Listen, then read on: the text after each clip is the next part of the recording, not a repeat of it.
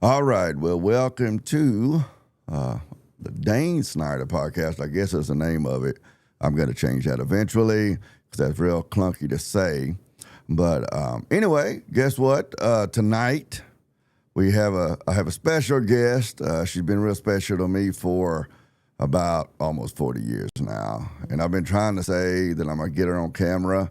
If for no other reason, I'm adjusting her camera here. For some reason, it was really close. If for no other reason, because people seem to have this idea that I'm the crazy one in this family. But it's like she tells people on a regular basis. She says, if you don't like my husband, you damn sure won't like me. So that's right. So now people will be able to see that I am not the craziest one in the family. But anyway, we're getting started a little bit late. I wanted to get started about 5:15.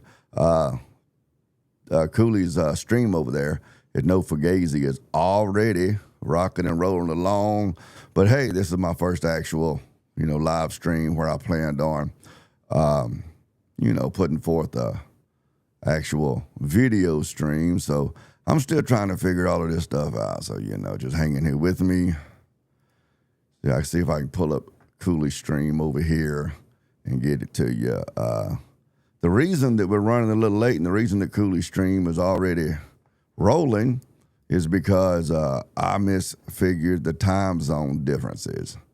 See, and so that's kind of where we're at now. But let me grab this link right here. Come over here and see if I can put this up.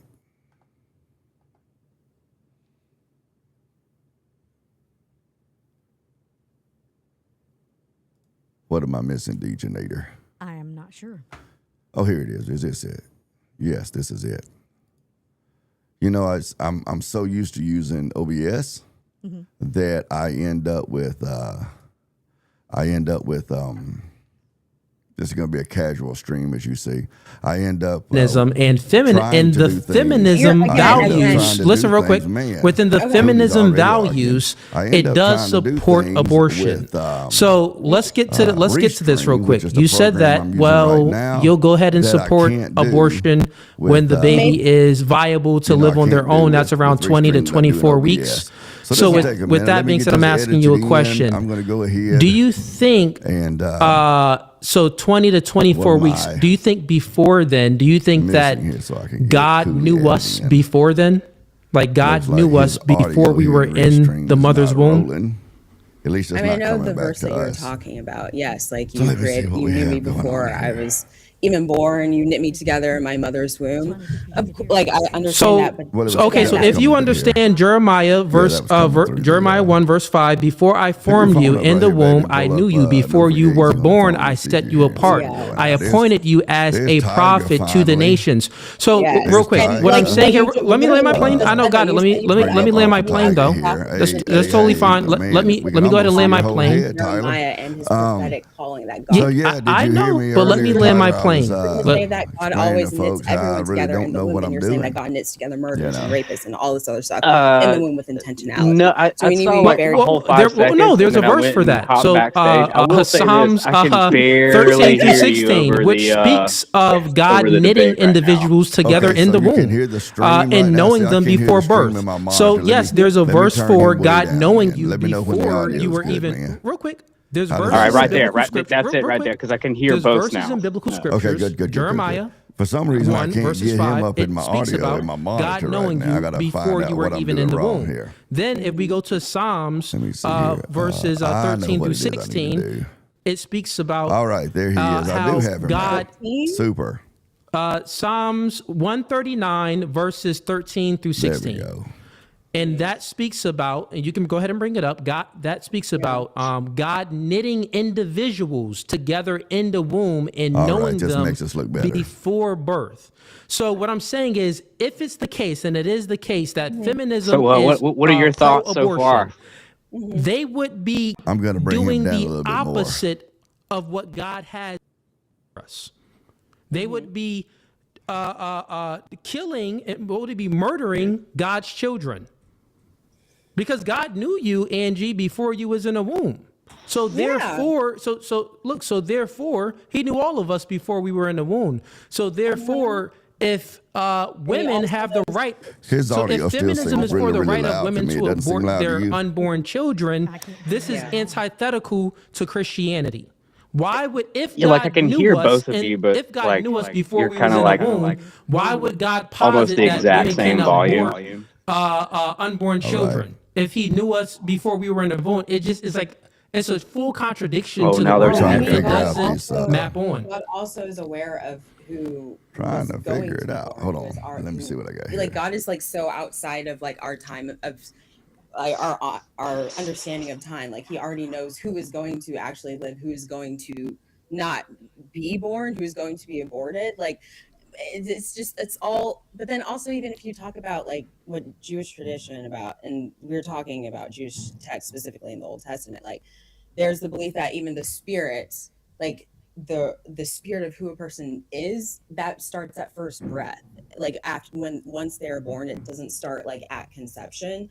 At like the whole thing about life starting at conception, this is honestly a very new concept within the church. Started around the 1970s. It was in response to It's like not a new concept at all. It is new. Is a newer, definitely a newer concept for the church to rally behind.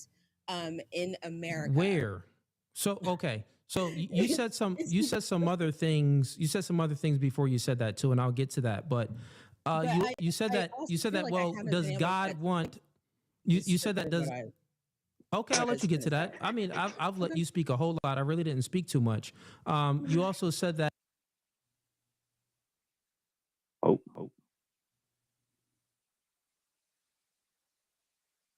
now I can't hear anything.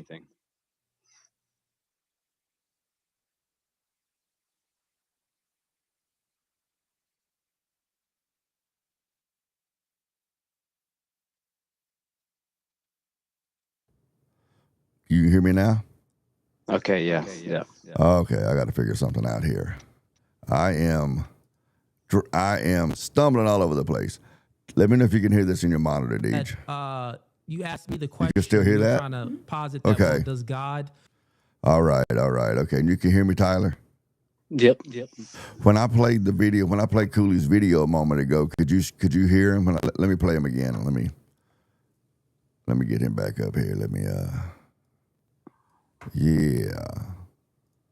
Want rapists to be born and can you hear that? Yeah, I can hear him. What do you mean by that? Do you think that God controls us, or we have free will, and that no one is born a murderer? See, that's what I'm trying to figure out, how to get that rapist. audio That's down. Something that human beings choose to do after they're born and after they experience life. So, what did you mean by that when you said that? Tyler, when he's playing, does he seem really loud to you or just normal? Normal.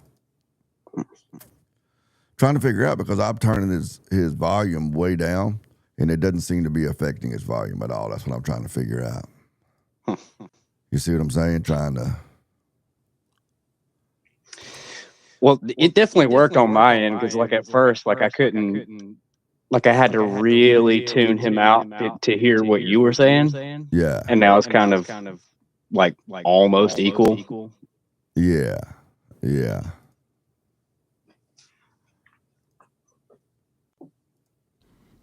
We'll go ahead with the watch party part while I'm trying to figure out my software. Therefore, then yes, God would control our actions and our behavior and everything else.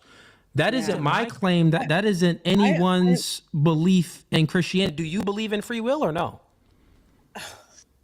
Of course, I'm not a Calvinist. What is it with this like free will thing that's been going on for like weeks now? It always comes back to a free will debate. That yeah. You know what I mean? Well, okay. Yeah. Well, one of the reasons why feminism is for abortion is because a lot of these debaters, they murderers and things like that. On the what were you Christian trying to say leaning there? side, That's not what they I'm end up falling back on that free will debate so many times. Well, I'm trying to make sense of it. A dead horse they're kicking.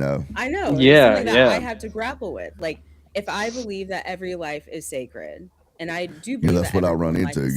Is it ends up where they're like, I believe that God created everyone for a purpose, and they get so hung up everyone on has that. a choice to follow that purpose or not. Yeah, because However, now, you just you're said, right. They're hung up on it. Now it's and not one of the things that about I think we need to remember, Christianity again, and as far as feminism. like, It's about, okay, do we Jeremiah, have like free that will specific now? verse, he's talking Like, about how God knew who he was, who he had appointed him to be, a prophet to Israel. Can you hear his debate now? Psalms, I it's turned even it down David a little talking bit. about like, Can you knew hear it? me, you knew I was going to be a king, you knew all this stuff. Like, I can hear it. in theory, yes, of You course, can hear it God pretty knows good? everything, and he knows Mhm. what every person's path is going to be. So I turned him But down on my mixer a little bit. it's a little I'm figuring it out, concerning man. I'm a high-tech for you to redneck, Tyler, say, but I'm still a redneck, man.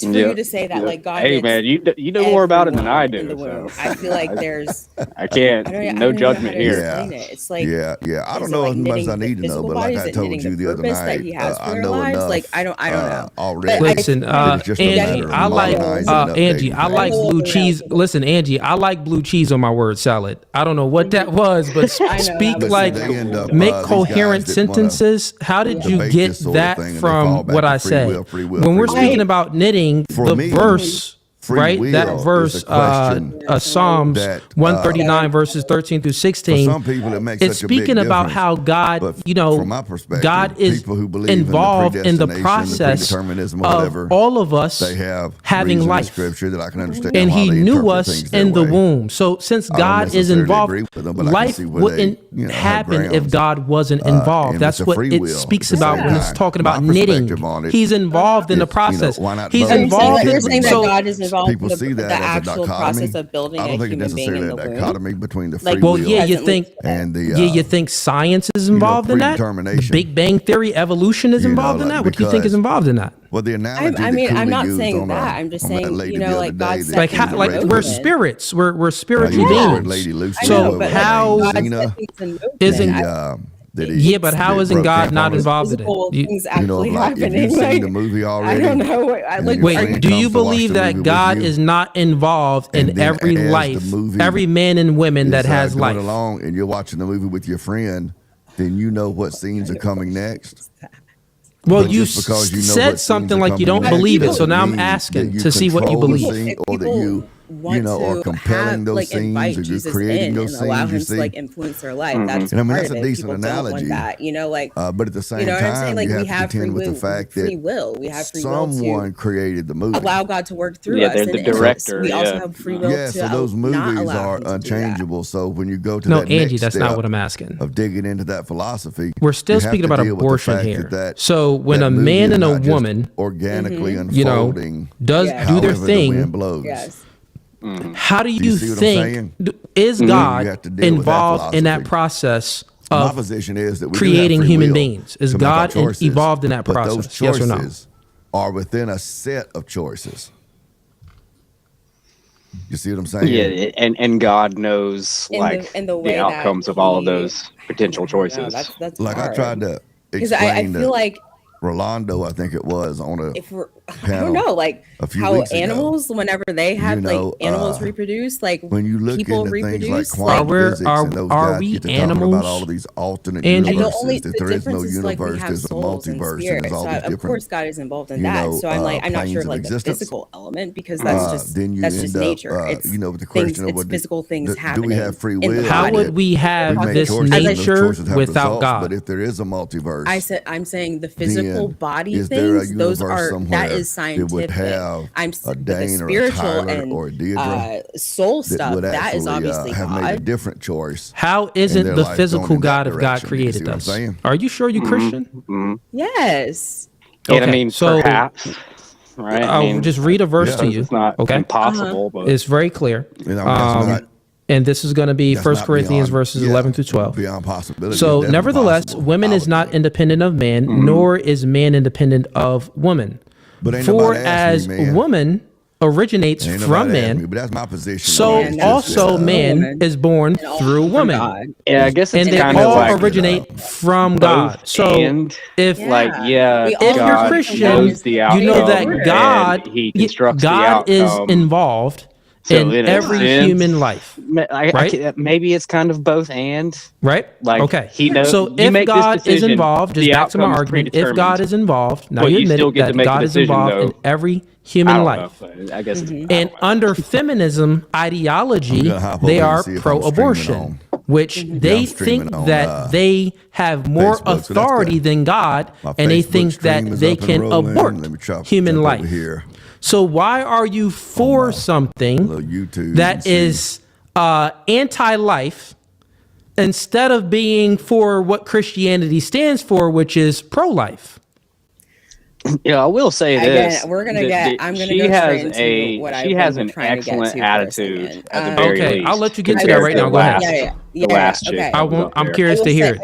I will. Yes. Okay. Thank you. I think I need to turn you way up, Tyler, so we can hear you better. Take unborn life seriously. She couldn't have had a worse attitude. I was raised very pro-life, so it's something. It's something I'm still grappling with. So I will say that. Man, she had like her. I don't believe that the Bible supports the claim that abortion is always identical to murder in every circumstance. Yeah, like nor do I believe that Christians are. I mean, you saw it before they even went live. I saw it in the first 30 seconds. What does Christianity say? Don't lean on our own understanding. Lean on God. So you're still trying to grapple with things. Real quick, you're trying to grapple with things that you need not to grapple with. And just like, come on, like stop being so smug. Have a good time. What does it say in the Bible? The Bible.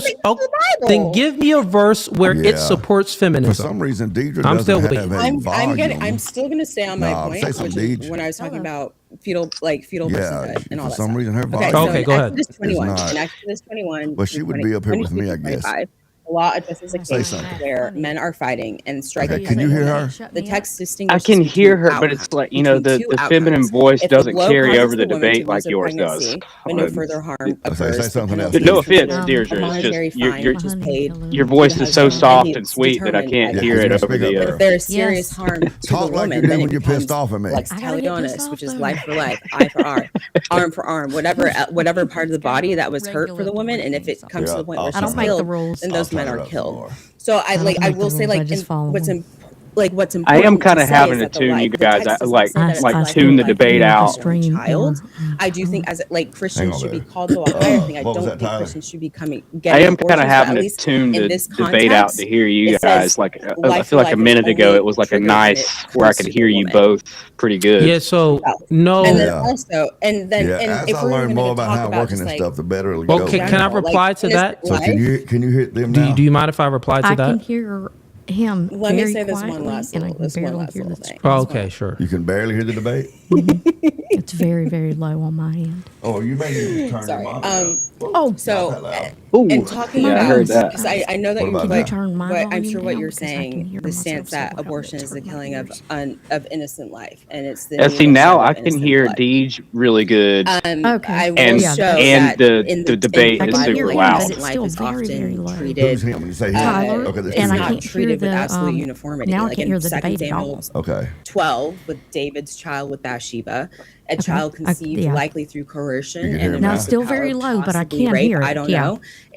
That child is literally killed by God. And now the debate has an echo for me. And I do too. And not morally culpable for what David did. Hang on, man. Let me get it straight. And he's looking around like he doesn't know where makes a reckless vow. Okay, what about now? Is it still God for you? God, if I win this battle, then the first thing that comes echo's out of gone. my house, I will sacrifice. That was his daughter, his 12-year-old daughter, and he still ended up actually sacrificing his daughter because that's what he promised to God. Is it the case that if I hear it, Miss Deirdre can't, and then vice versa? Is that what's happening right now? It's very flattering that you think I know the answer to that question. Again, as I said, I do believe that Christians should be called to a higher power. I'm just troubleshooting. I don't think I will ever get an abortion. I think I understand. I know, I get that. Can I just reply to a few things before I lose my train of thought? Long because I let you kind of get it all out. Make a point. I think you have a hard time understanding these scriptures. Because you have a hard time understanding when it's describing something and telling you what happened. And you have a hard time understanding differentiating when it's telling you what you ought to do.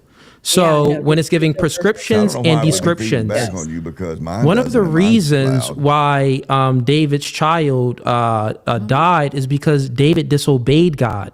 And it always tells you that bad things happen when you disobey God.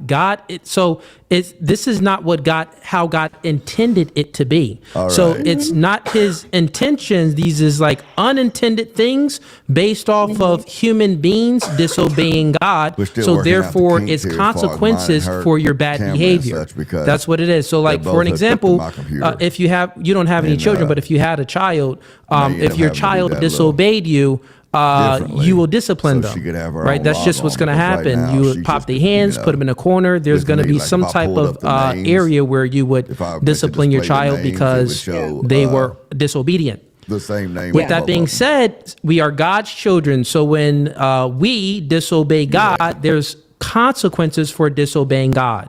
That's what that means. This isn't how God intended it to be.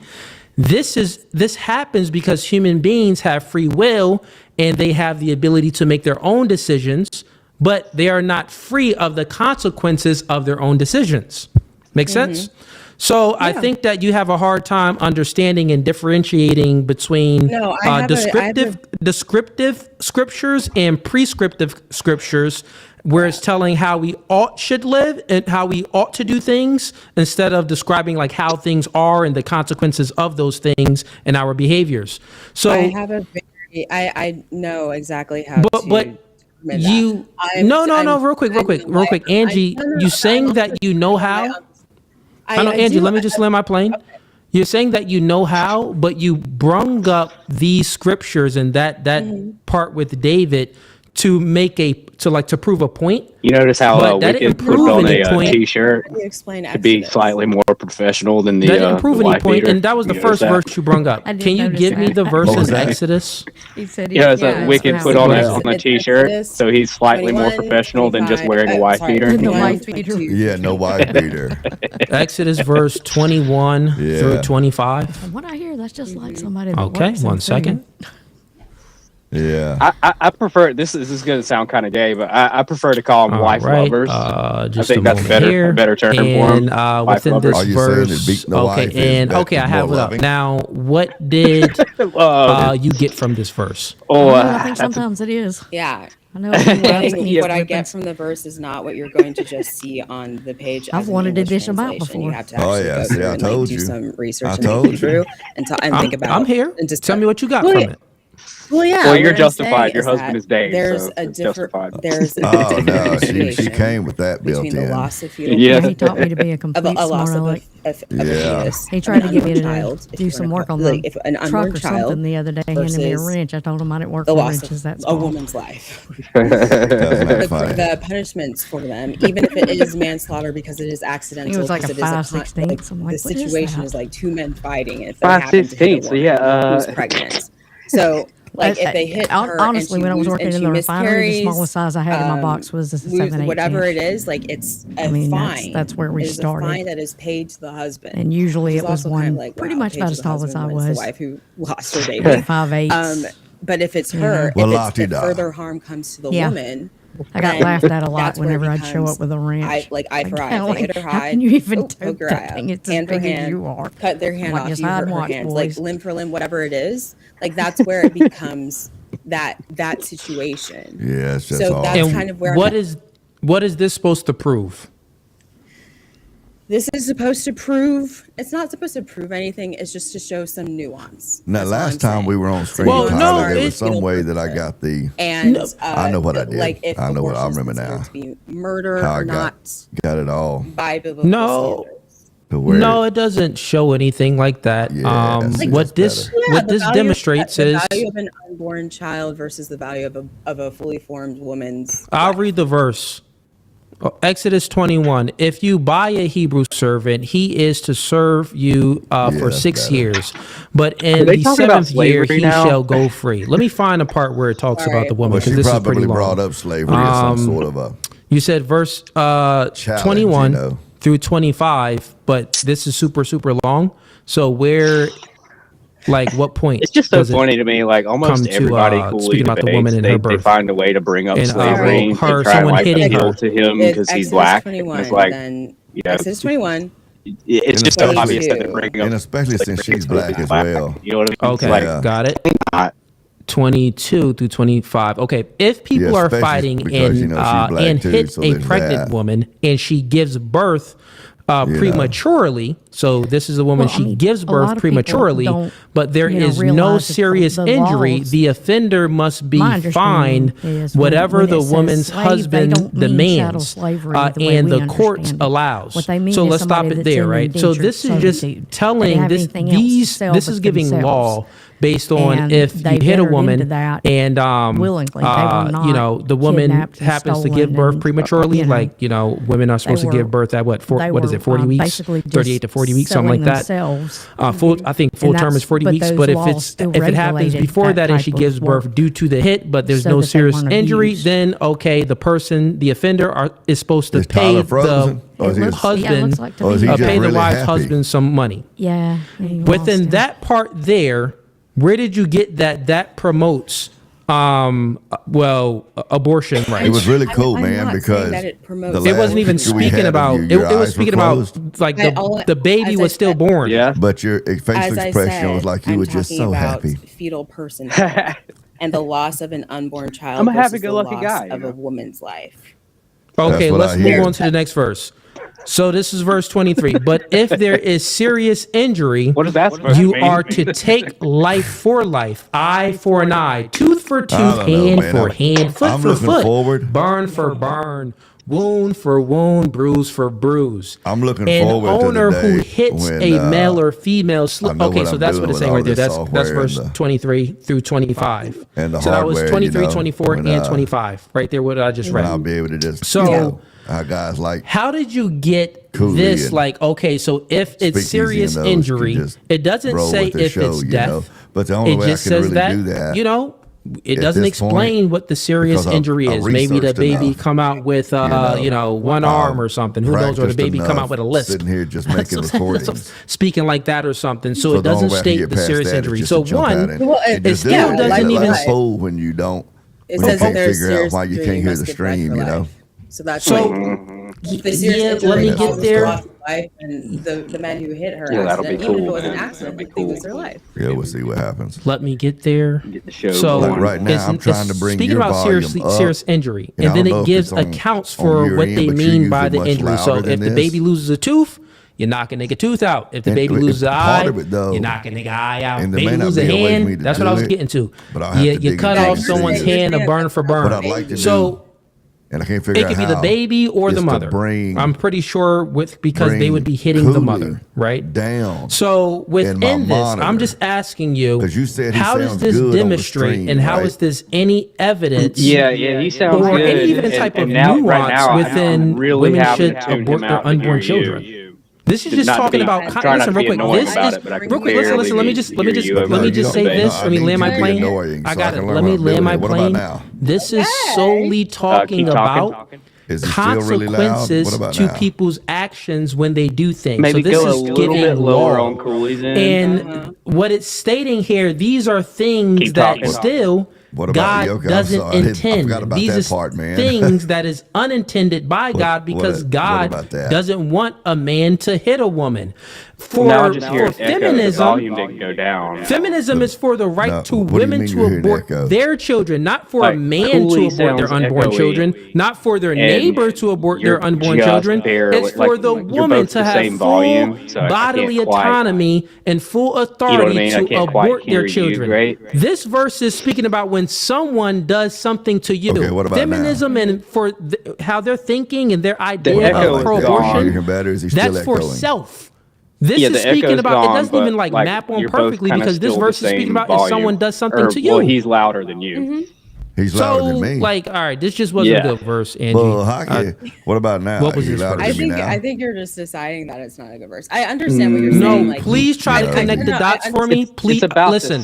I brought up the verse and I read it out loud. Okay. Connect the dots. Okay, I'm going to listen. Let me put both headphones on. I'm gonna listen. Go ahead. maybe it's not even a volume issue. Maybe it's just a my brain issue trying to sort through all the voices in my head. Lord, you're saying I've got a handicapped guy. I got Ray Charles giving me driving directions. Is that what you're telling me? I guess so, yeah. Jesus Christ. To the woman. Tyler. Then there's Come like on, man, you killing me. I'm doing my best, man. I'm new to this shit. Okay, I got it. So, like, real quick. I got it. This verse that's pretty good, though. I can still hear. It's just when you go to for feminism like because this is you say putting more than consequences on people harming the woman and harming unborn children. But if it's like feminism is not putting any consequences on women harming their children.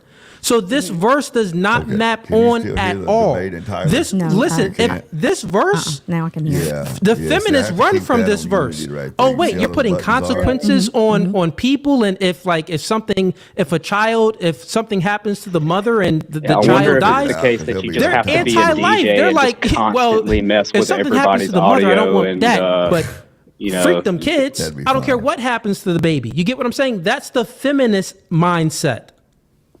So this verse would actually time out. I guess what else I will listen. Again, when I put both headphones on, I'm gonna tell you something, Angie. When I put both headphones on and I listen to you, this verse actually proves my point and it refutes your point because it put consequences on people if they do things to stop life. It put consequences on people if they do behaviors to stop life prematurely or to stop it. Feminism puts no consequences on stopping life. That's true. This verse proves my point. Actually, thank you when you said it back. But I put two headphones on because I don't know why she's bringing that obliterated yourself just now. She's trying to argue. Well, you know how you people are. I don't think I actually obliterated myself. No, I don't know how you people are because I put the headphones on. Let's go again.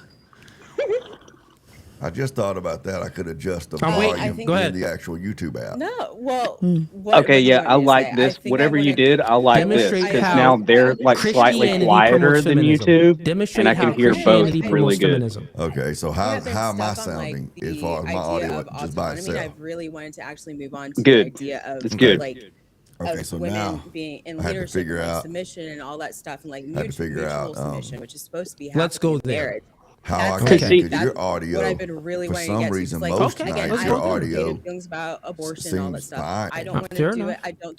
So you can't hear me very good. To limit women who are not Christian to that, but I do think but in your should not be doing that. That's my point. Where I'm looking on the stream here because you know let's I go explained to you the other night so that the host can feminism turn different people up and down is for the movement for women to be in a workforce and for women to not be under a man for some reason and so they can have their own independence. And also, feminism wants to dismantle gender roles. So they want to get rid at first, it sounded like I was in the room with you, hierarchies, right? Deirdre, and the whole.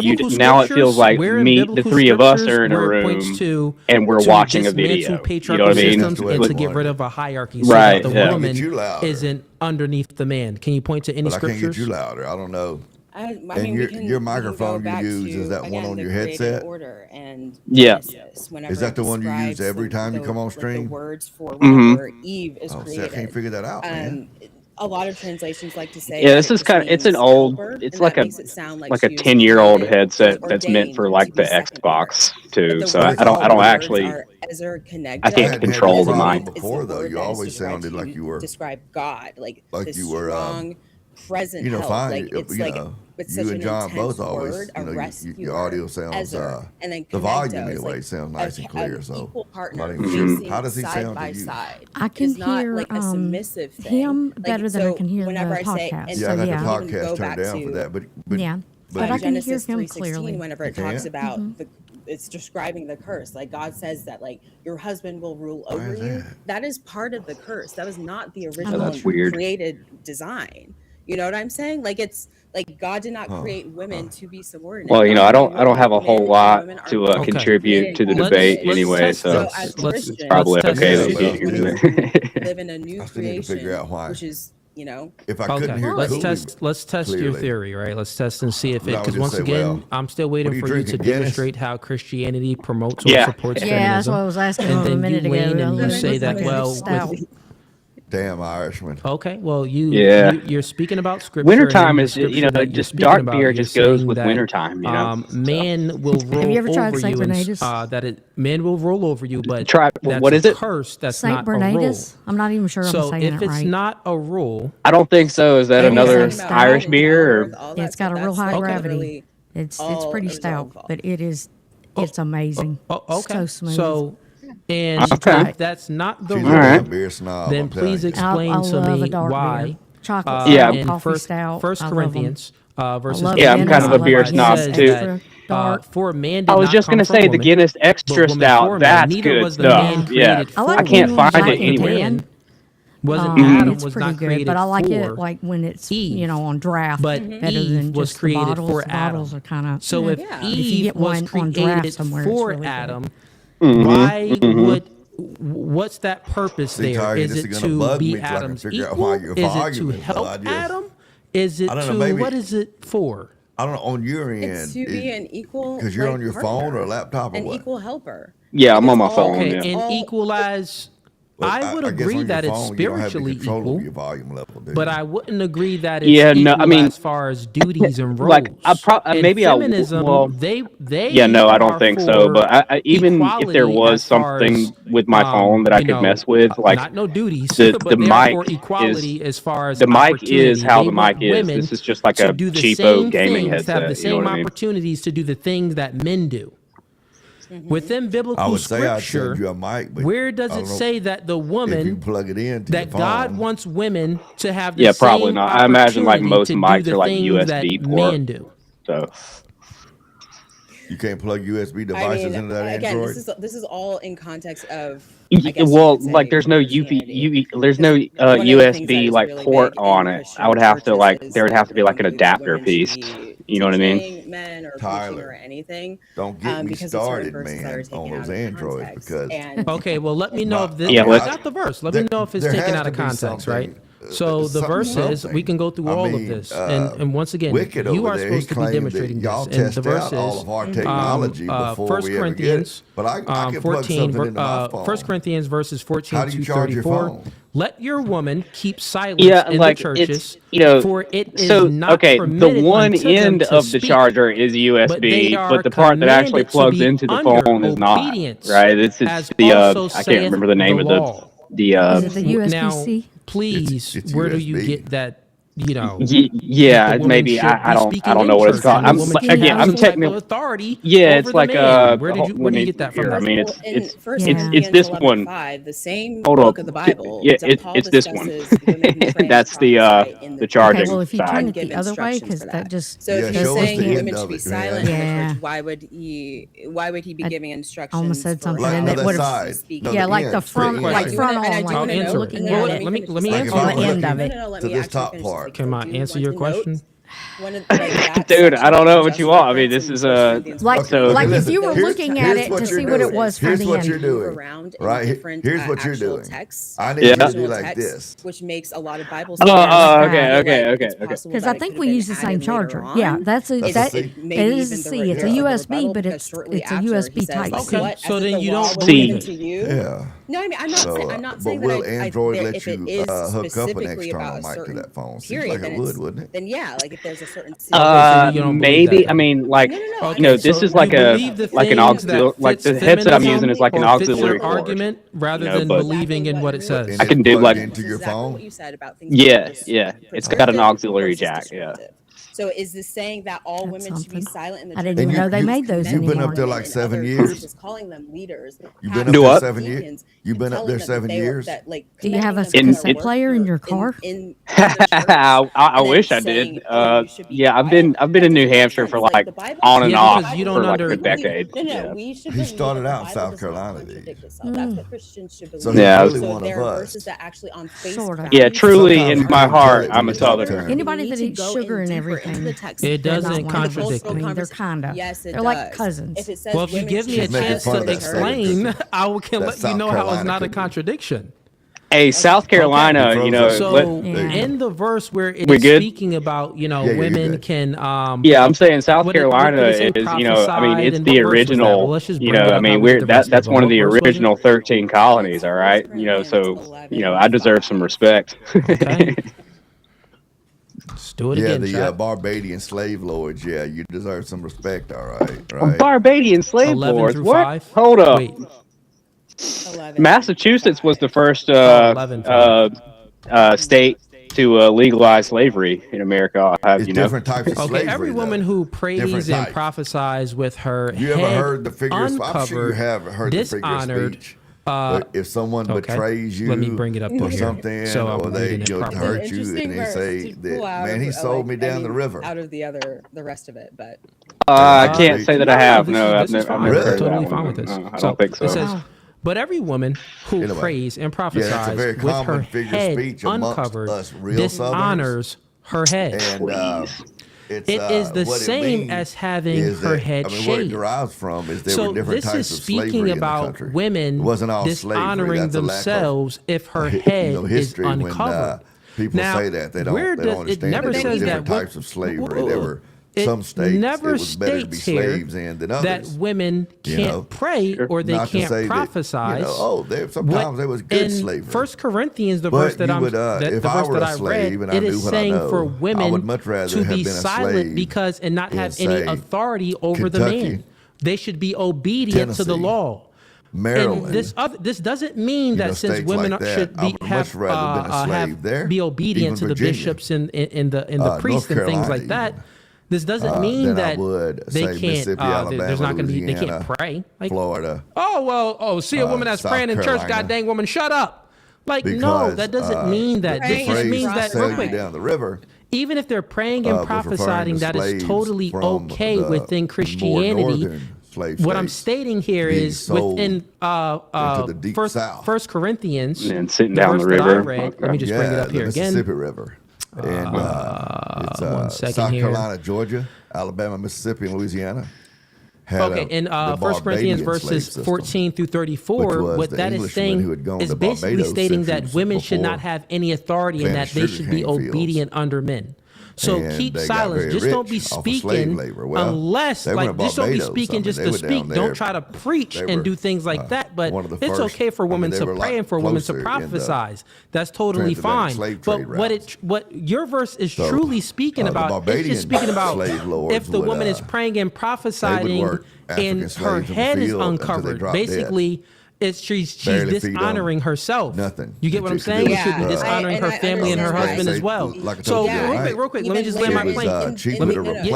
Let me land my plane real quick. Then to feed them and clothe them and house them and all kinds of stuff. Take care of them. Yeah, sure. It was a very, very brutal system. Is it proper for a woman? Was that the majority of South Carolinian slaveholders, though? I mean, was that the majority of South Carolinian slaveholders? He's saying that that's what brought the slave trade and covering your heads. He's saying these slave are some system to South Carolina was even to the Church of when Barbados started running out of land. You're proving my point. It's not saying that women should have any authority. So once again, your claim was this, right? You brought up this scripture to prove how men and women are equal as far as having the same authority. I just showed you that men and women don't have the same authority with reading a scripture, and your scripture showed the same thing. That they can't eat, they gotta cover up their head when they praying and prophesying. That's different. And that's why South Carolina and Georgia have such a similar culture. It's not debatable. This is what it. And what I mean, it's very simple. Wait, time out. You brought up a verse. I thought that you were trying to bring up a verse to prove that there's no hierarchy. You brought up a verse that is debatable. That is Barbadian All I'm saying is that in this specific where's all them pastels come from and them big old hats that the plantation owners are portrayed to wearing and the Colonel Sanders kind of looking fella. You know what I'm saying? Should women in church have the same authority as the men in church? That's not my culture. I believe so, yeah. See, that's not the redneck culture. Point to a scripture. Redneck, I've said a million times. I know you believe so because you was indoctrinated by feminism, but I want you to point to scripture because the onus is on you to demonstrate how Christianity promotes feminism. But that Scarlett O'Hara gone with the wind kind of antebellum So where stuff, in biblical scriptures does it give the male and female, husband and wife, the same authority? Southern breeze, kind of a antebellum culture. Well, we was can go imported from Barbados. I want to get to the point where I was saying Charleston. That's why have you ever been to Charleston? Oh my God. Of course, yeah, absolutely. Well, I didn't know. I mean, we are on a point that you want to get to. Remember, I'll let you take this where you want to take it to. And also, real quick, let's just do some housekeeping. I see everyone in the chat. If you have any questions, send in any super chats, any donations that you want to go ahead and send in. Go ahead and send it in. We'll get to the super chats after this. We'll continue. It's we've been debating for an hour and 3 minutes. So, what do you think? We do another 25 minutes or so? I'd probably say go like maybe another 20 minutes. 20 minutes. Okay. Let's try to land this. Yeah, I mean, we were the first to secede, and I'd like to stay onto this one. While it may be the case that South Carolinian slavery was more brutal than a lot of other states, that just sounds to me like that they were just based. Any questions? You can do so. They were just based. I'll play. You got to send a minimum of a $10 super chat, and then when you I would claim being more English than Irish, but and also I think that I had ancestors who fought in the Civil War and they didn't own slaves. They wanted to defend their their country, so to speak. Again, if Paul is actually saying, somebody's wrong in the chat, so I had to go fix it. Women do not have. Oh, do we have people in the chat? I want to know why chewing somebody out in chat. Well, we can roll that up and look at his chat here. Let me.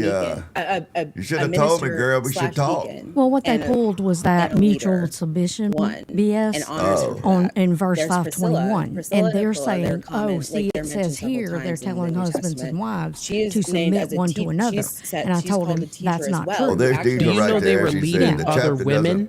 They were leading other women, not men. Oh, is this Facebook chat? Is that? Yeah, this is Cooley's live chat. Instructed, real quick, you're equivocating now. You're equivocating. You're using leading and instructed to prove authority. What I'm telling you is they can instruct the man like, okay, if the woman gets a message from God, she's prophesying, she has a gift, she can go ahead and instruct and give what was her prophecy to the man. You get what I'm saying? She can give that to a man. This does not prove that the woman has authority over the man. That's what I need you to demonstrate. Just because women can, from what I understand, it's like men and women, we're equally spiritually under God's eyes. Trying to say the word the difference is what you need to demonstrate how Christianity supports feminism, and feminism is the idea that women should have the same opportunity, equal opportunity to do the same things as men and have the same authority as men. In biblical scriptures, it does not say that. Fine. So please get a verse that does demonstrate that, the same authority. Like those women were preaching to other women. They were not preaching to men at all. You're just saying that. You don't know that. No, we can go ahead and bring it up. So here's the exact words that are used to describe them are the same exact words to describe male pastors and deacons and leaders. So if it was a different, as far as I understand it, there's passages in the Bible that tell men to respect and love their wives, but there's nowhere that says anything about anything close to mutual submission. Right. Nowhere. Now, once again, this would be under women. They would be leading women. They would not be leading men. Even the onus is on you to demonstrate respect. Now, you are making the claim that these women have authority over men. If you're making the claim, real quick, let me just get this out. That Angie, you treat them really let's make nice, it clear here. Or something. If that's not you're what making the claim that women in church had the same authority as men or authority over men, like how men have authority over women. And also there's men in positions that have authority over men. Let me just land my